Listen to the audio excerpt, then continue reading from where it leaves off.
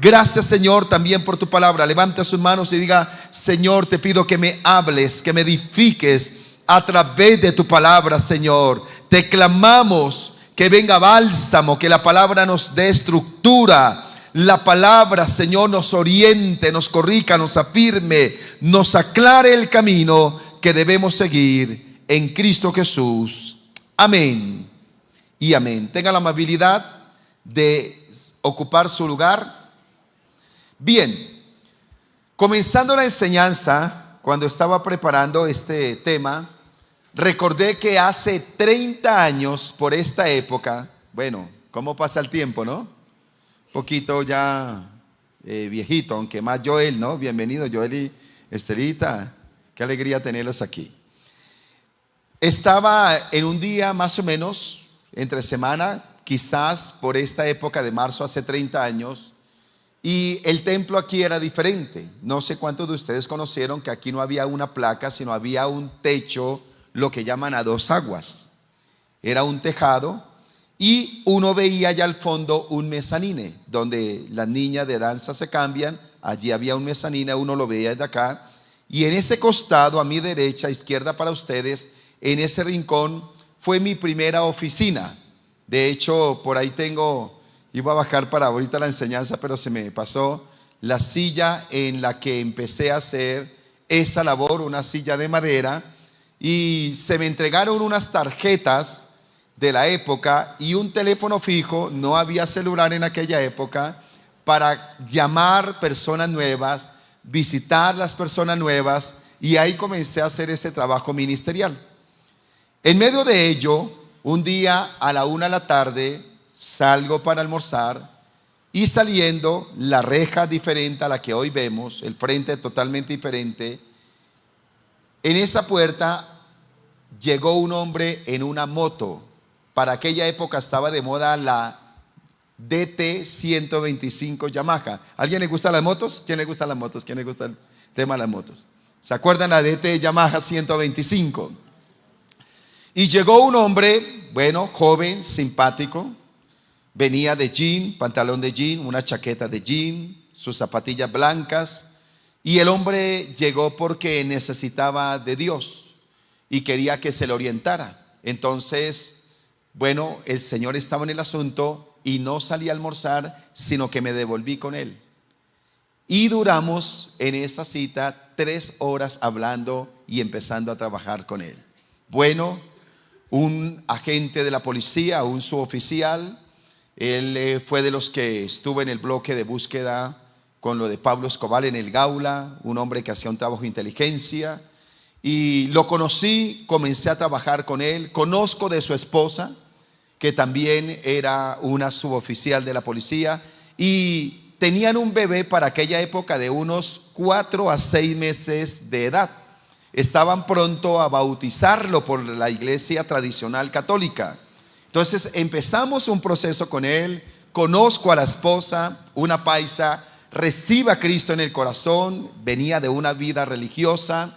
Ya no bautizan al niño, sino que lo presentan delante de la presencia de Dios, y comenzamos un trabajo bien interesante con él. Bueno, conocerlo, compartir experiencias difíciles, otras agradables, y ahí empezamos a discipular esa familia y a pastorearla de una manera muy bonita.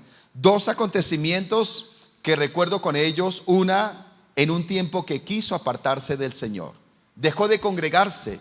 Y el Espíritu Santo después de un tiempo me inquietó y me fui hasta Cibaté, porque allá queda la escuela de policía, la Gonzalo Jiménez de Quesada, queda allá, ¿cierto? Y me fui hasta allá y lo busqué al hombre. Lo busqué, no quería nada de Dios, lo animé a continuar y continuó con el Señor. Bueno, después tuvo un accidente tremendo, una tractomula lo atropella, estoy con él, voy a los CEN, lo que es el Hospital Central de la Policía. Lo visito, muchas veces tuve que verlo desnudo, ayudarlo, atenderlo. Le dediqué tiempo. Resumiendo esa experiencia, hoy en día ya son pensionados con su esposa, graduados del seminario bíblico, aman y sirven a Dios en la ciudad de Cúcuta, en la iglesia Centro Cristiano de Cúcuta, allí donde el pastor José Satirio Santos. Y en septiembre del año pasado fuimos con mi esposa, y qué interesante ya ver al hijo grande, casado. Estaba presentando a su hijo también, otra generación ya delante del Señor. Y cómo se llena el corazón de gozo de saber que una persona que un día llegó aquí, por cuanto se le atendió, se le discipuló, se le ayudó, hoy en día es él y sus generaciones venideras amando y sirviendo al Señor.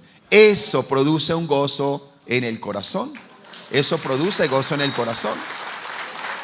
Y en su misericordia, pues Dios nos ha permitido tener varias experiencias así, de gente de 0 y verla ahora aún en el ministerio sirviendo al Señor. Ya conocen la historia de Andrés Castro, que por ahí estaba el padre, creo que en el primer servicio, otra persona, y bueno, ahí está la mami. Cómo llegamos, atendimos a esta familia, atendimos a Andrés, y hoy todo un misionero amando y sirviendo al Señor. Quiero abordar este tema que lo he titulado mitos y verdades del discipulado. Mitos y verdades del discipulado, porque estamos hoy concluyendo esta enseñanza del discipulado.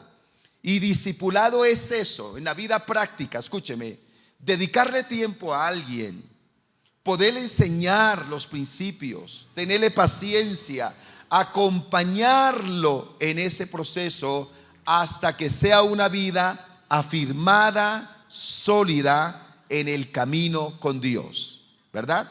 Ese es un regalo y esa es una bendición especial. Alguna vez poníamos el ejemplo: ¿qué pasaría si nace un niño y nadie lo atiende? El niño va a morir. El niño va a morir. Para que un niño sea bien atendido, crezca saludablemente, se vuelva todo un hombre o toda una mujer, pues alguien tiene que cuidarlo, darle el tetero, abrigarlo, bañarlo, tenerle paciencia cuando llore. Espiritualmente es lo mismo.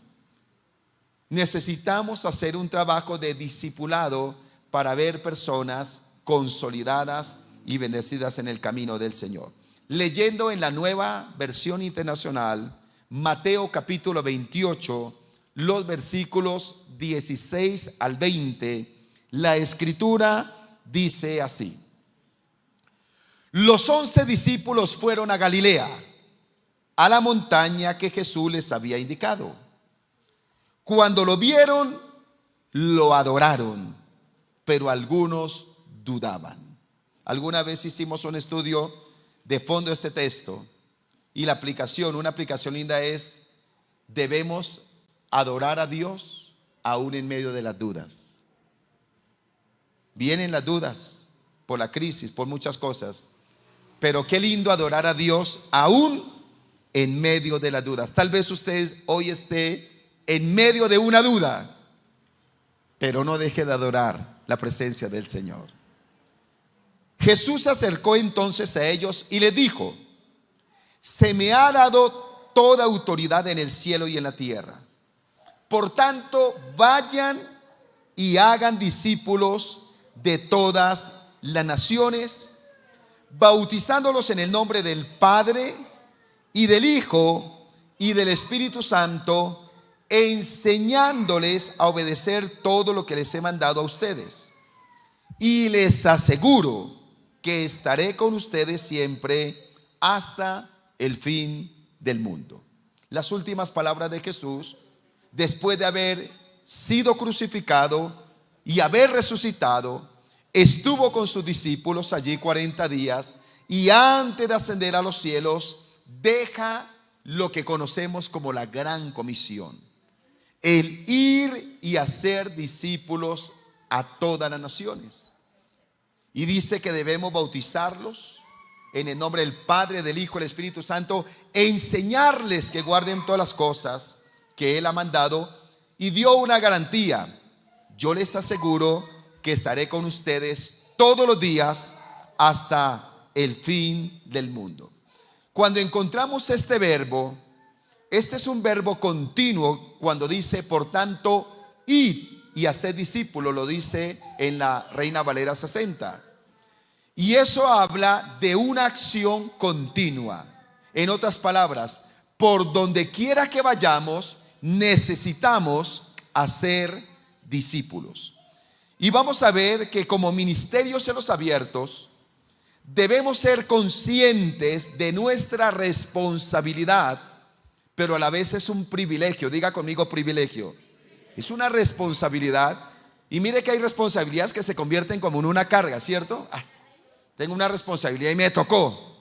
Pero qué lindo cuando uno encuentra la gran bendición de una responsabilidad que a su vez es un privilegio. Y es la de ser discípulos y hacer discípulos. Así que vamos a considerar, a la luz de esta palabra y algunos elementos que se dan alrededor de ella, las palabras y el mandamiento de Jesús. Y trataremos de responder preguntas como: ¿este mandamiento también es para hoy? ¿Todos podemos hacer discípulos? ¿El discipulado es una alternativa de la iglesia o es la razón de ser? Vamos a tratar de responder algunas cosas. Y en un acercamiento devocional muy práctico, muy sencillo, tracé mitos y verdades del discipulado. Así que vamos a hablar primero de mitos que hay en cuanto al discipulado. Por ejemplo, algunos mitos. El primero de ellos: el discipulado era solo para la iglesia primitiva. Ese es un mito. Algunos creen que el discipulado, los milagros, el mover del Espíritu Santo, que esta dinámica fue bonita, pero era solo para la iglesia primitiva. Y recordemos que en aquella época la acción de discipular la hacían maestros griegos, la hacían filósofos, Sócrates, Platón, Aristóteles. Todos aquellos tenían sus escuelas de pensamiento. Y era una forma en que estaban adiestrando, disciplinando, educando a sus discípulos. Pero démonos cuenta que Cristo establece el discipulado para la iglesia de todos los tiempos.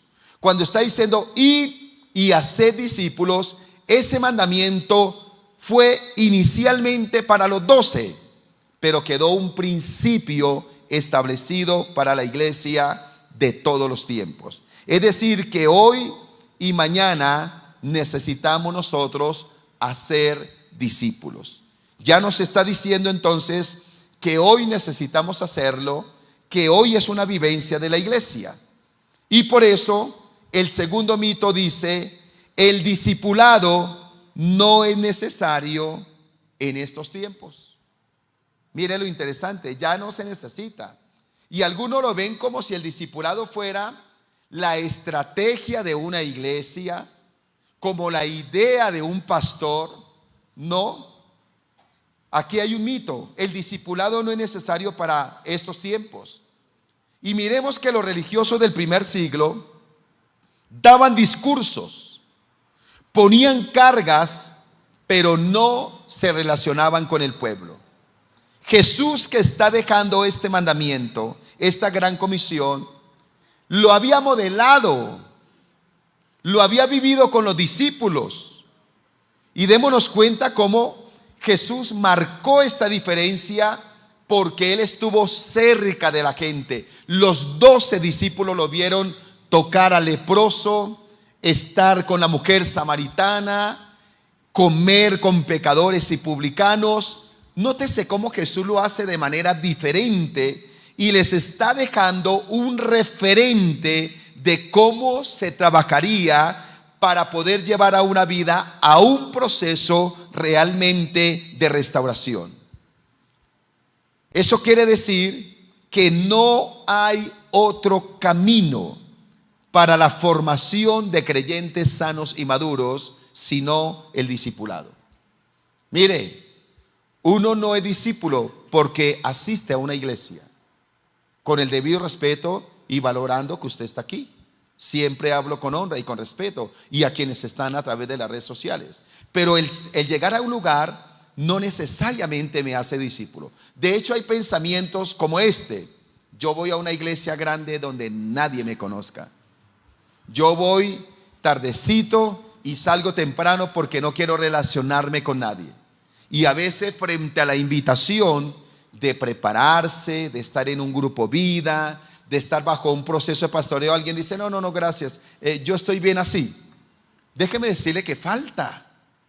El discipulado amerita relación. El discipulado amerita procesos.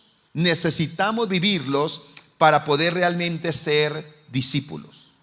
Entonces, hoy necesitamos, y si queremos crecer, si cada día anhelamos parecernos a Jesús, yo sé que usted está tomando la vida cristiana en serio y usted cada día quiere ser mejor.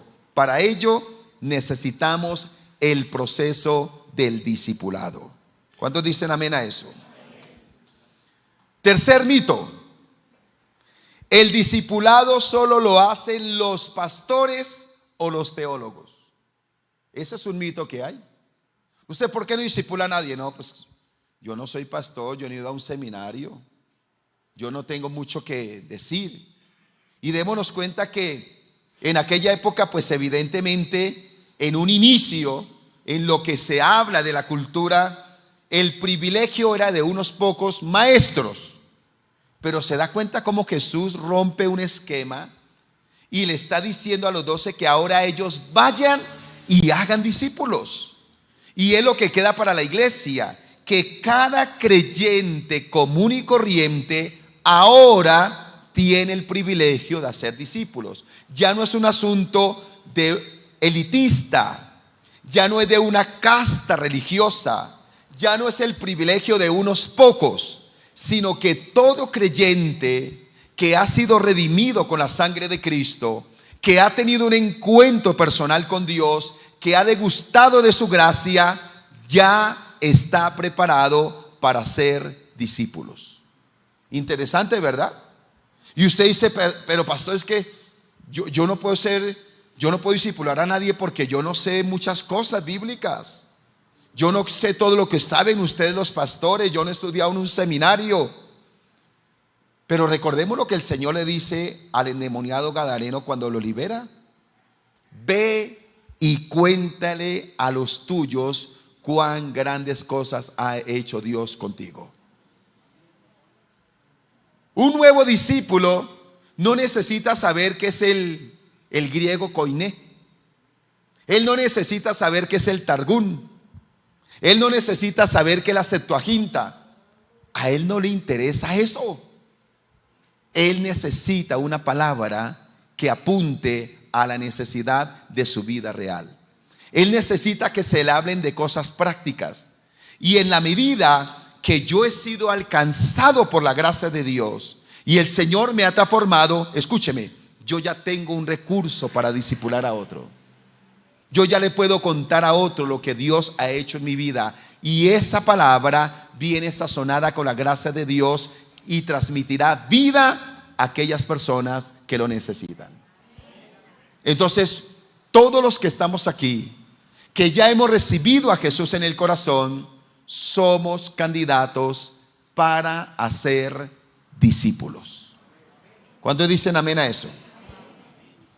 Lo podemos hacer. No es sino que tengamos una charla con un amigo, compañero de trabajo, una persona conocida, un familiar, y contemos de las maravillas de Dios.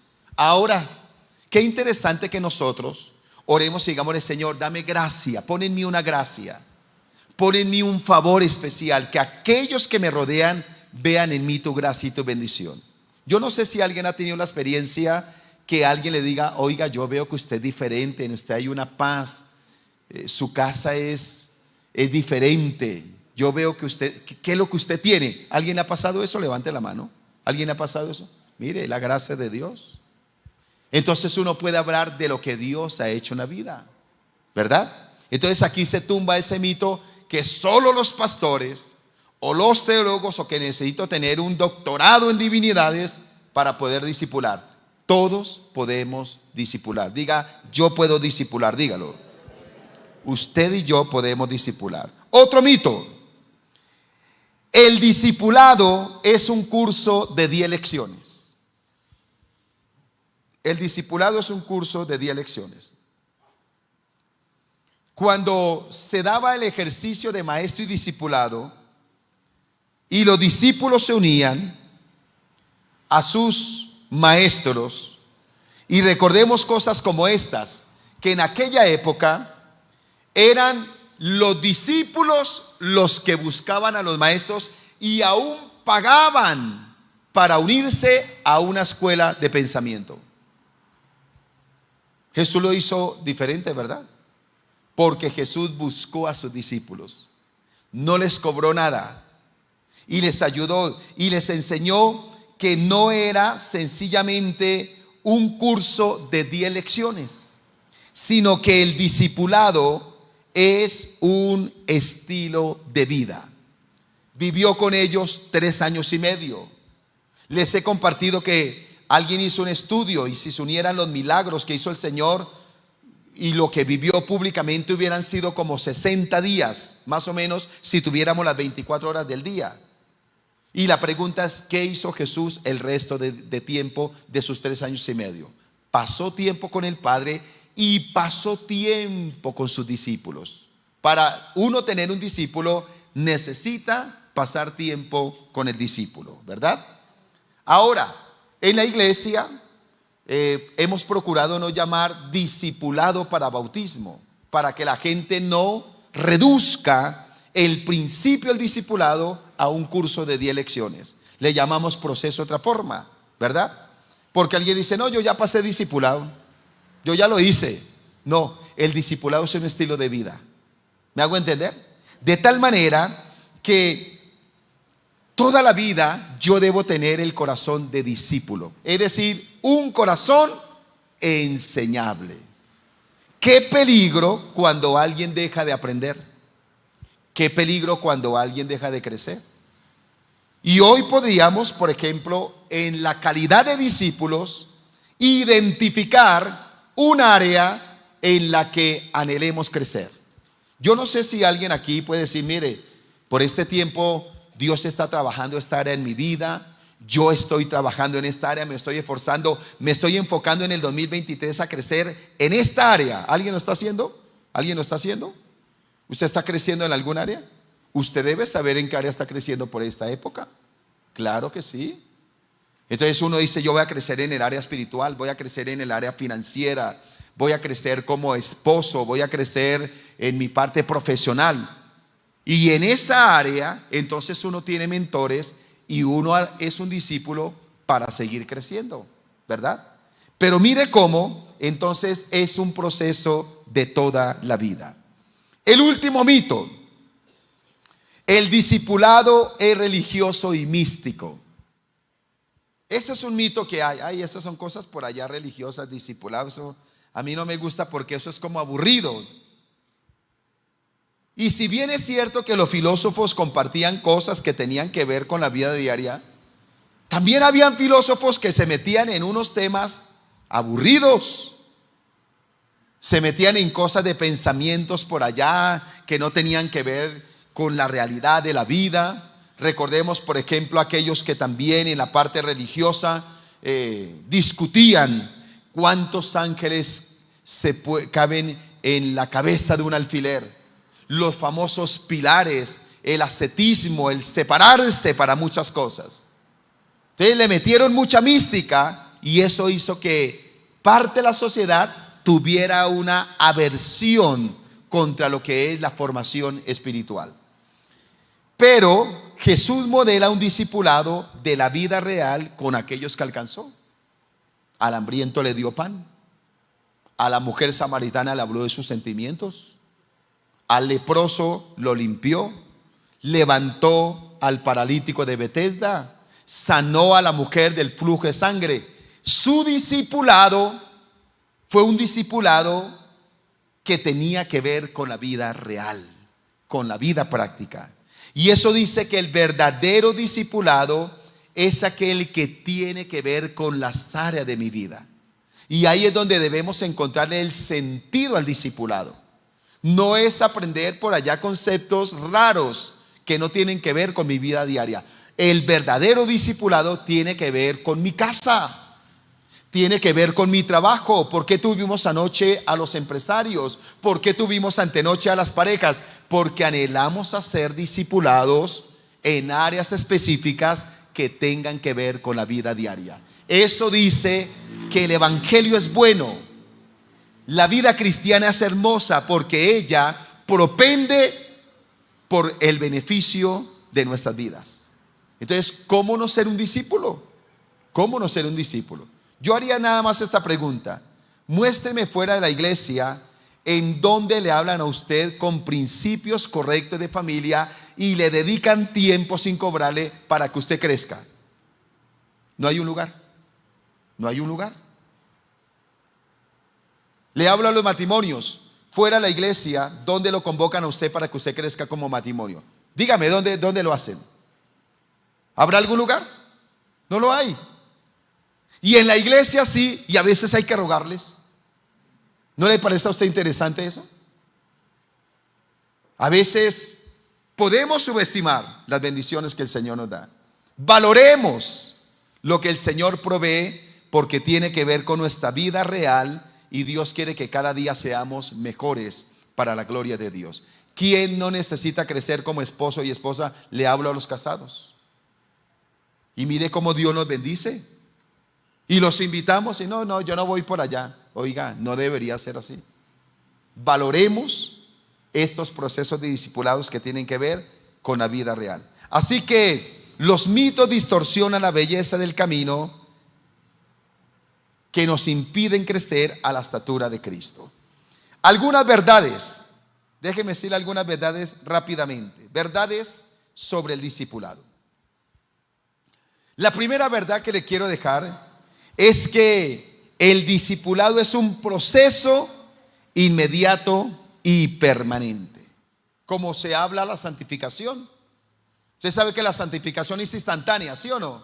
Si una persona recibe a Cristo ahorita y en 5 minutos se muere, ¿es salva, sí o no?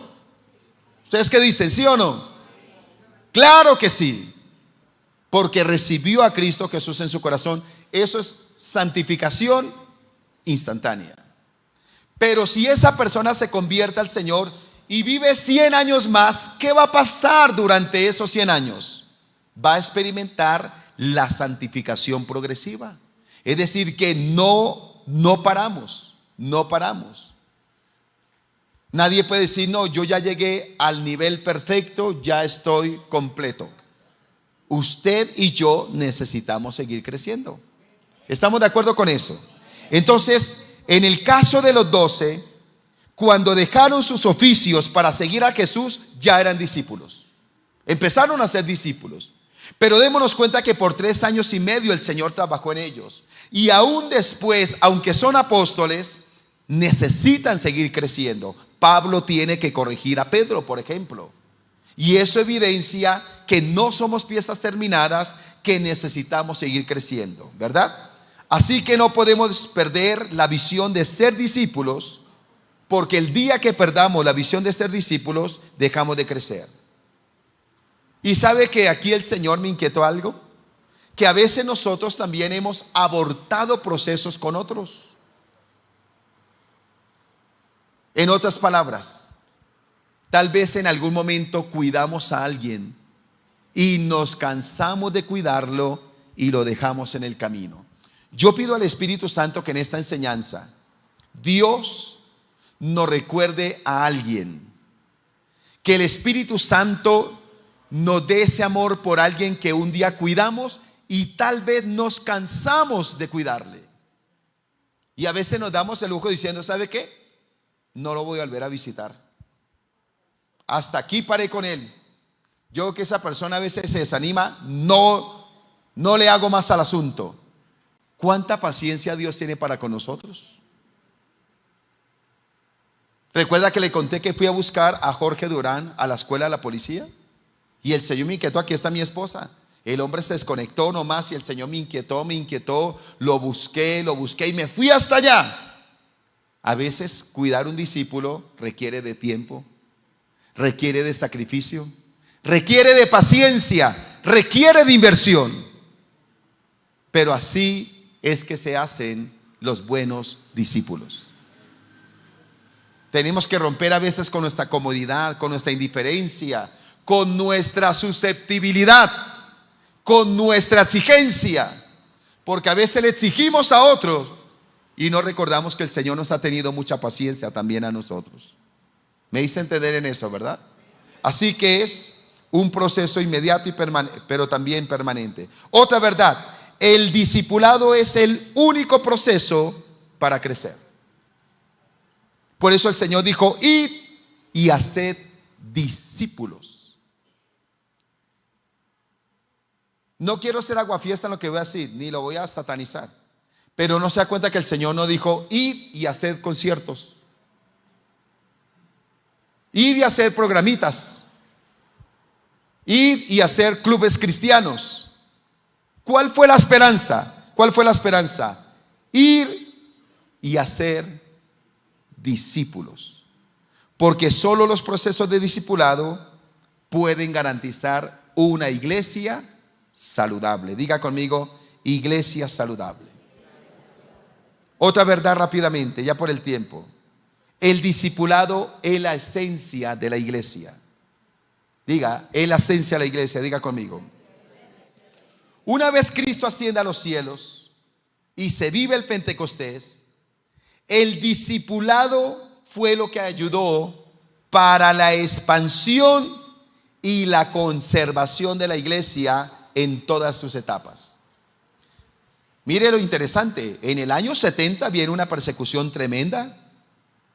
Destruyen el templo, se habla de Nerón, de todo lo que se vivió. Cuando uno estudia un poco la historia, del año 100 al 313 se le llamó la iglesia perseguida. Se levanta el imperio a matar cristianos, echarlos a los leones, los desterraron. Mire, ¿qué no hicieron para acabar con la iglesia? ¿Qué no hicieron? Y al igual que cuando en Egipto, aquí también se cumplió la palabra que entre más los oprimían, más se multiplicaban. A tal punto que en el año 313, cuando está con Constantino, dice que la mayoría del imperio era cristiano y aún Constantino llegó a ser un cristiano. ¿Cómo fue que se conservó la iglesia en medio de la persecución? No tenían templos, no tenían instrumentos, no tenían micrófonos, no tenían nada de esto. ¿Cómo se conservaron? A través del discipulado. Se reunían, las famosas catatumbas, donde iban desterrados. Allí entre ellos se veían. Recordemos la historia del pescadito, donde tenían a un clave ellos para saber que eran cristianos. Uno hacía una línea y el otro hacía una línea, y ahí completaban el pescadito que nosotros conocemos. Y hubo mucha persecución. Ah, sí, allá está arriba el pescadito. Hubo mucha persecución, pero como estaban, escúcheme, como estaban bien discipulados, nada ni nadie los movía de su fe. Una persona bien discipulada permanece. Entonces mire cómo es la esencia de la iglesia. Lo mismo que pasa en el antiguo bloque soviético, lo que está pasando en países como la China hoy en día y otros países donde hay persecución, aún Corea del Sur, Corea del Norte, perdón. En esos países, ¿qué ha sido la clave? ¿Cuál ha sido? El discipulado. El que se forme uno a uno. Eso quiere decir que el día que una iglesia deje de discipular, dejará de ser iglesia. La iglesia necesita discipular. Otra verdad: todos debemos cumplir la gran comisión. Todos debemos cumplir la gran comisión. Ya le leí el texto, lo conoce, pero le voy a dar este ejemplo. Saulo de Tarso está persiguiendo la iglesia. Camino a Damasco tiene un encuentro con el Señor. Y una vez tiene el encuentro con el Señor, mire lo que dice Hechos 9, los versículos 10 al 12. Había en Damasco un discípulo, mire, era discípulo, llamado Ananías, a quien el Señor llamó en una visión: Ananías. Aquí estoy, Señor. Anda, le dijo el Señor, ve a casa de Judas en la calle llamada derecha y pregunta por un tal Saulo de Tarso. Está orando y ha visto en una visión a un hombre llamado Ananías que entra y pone sus manos sobre él para que recobre la vista. Y aunque él se quiso resistir, obedeció. Mire lo interesante, un hombre sencillo, era discípulo, pero ahora Dios lo estaba usando para discipular a otro. Y fue de los primeros que ayudaron a Saulo de Tarso, más adelante Pablo, para que fuera un gran apóstol. Entonces Ananías se tuvo que haber gozado. El Señor me usó a mí para sembrar las primeras semillas en el corazón de ese gran apóstol. Pero ¿quién era él? Un hombre común y corriente.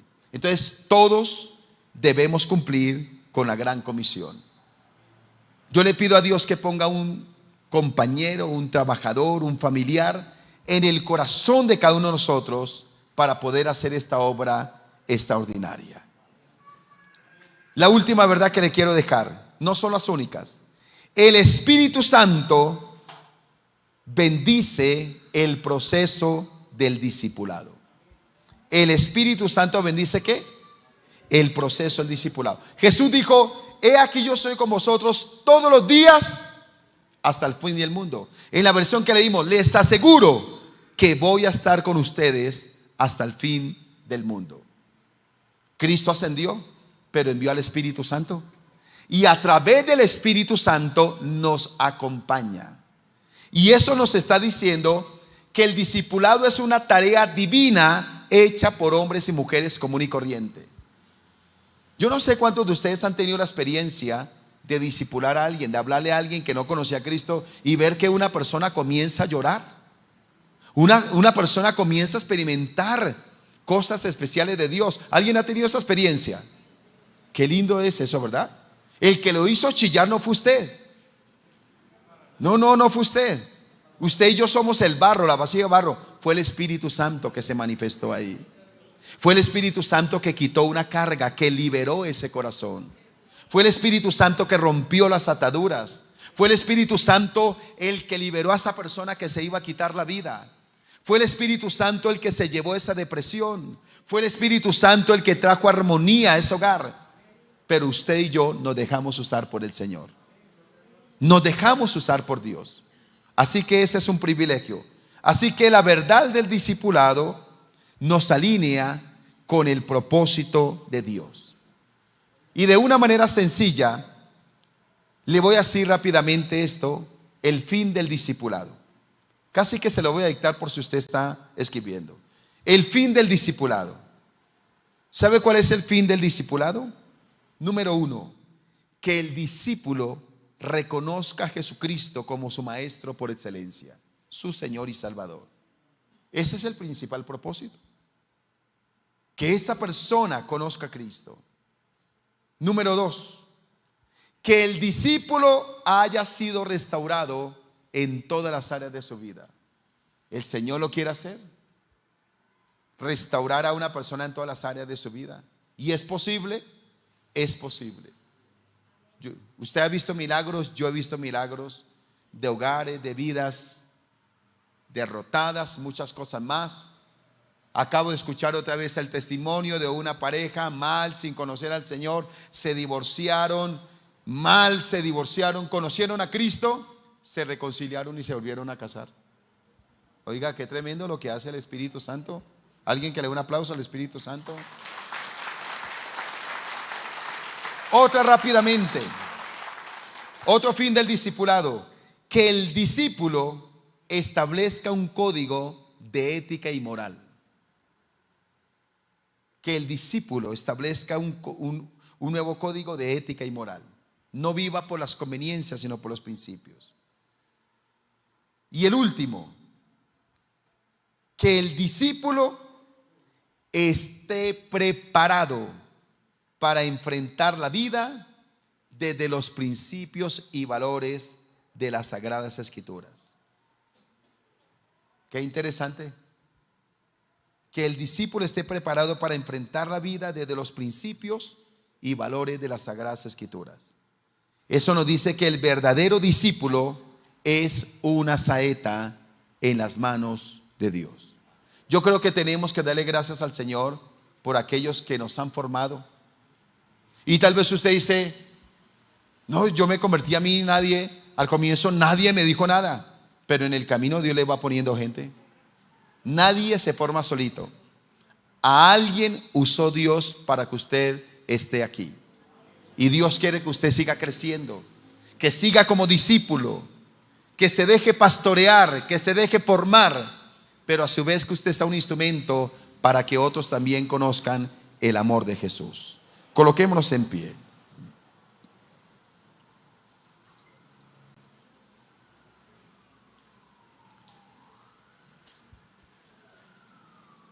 Mitos y verdades del discipulado.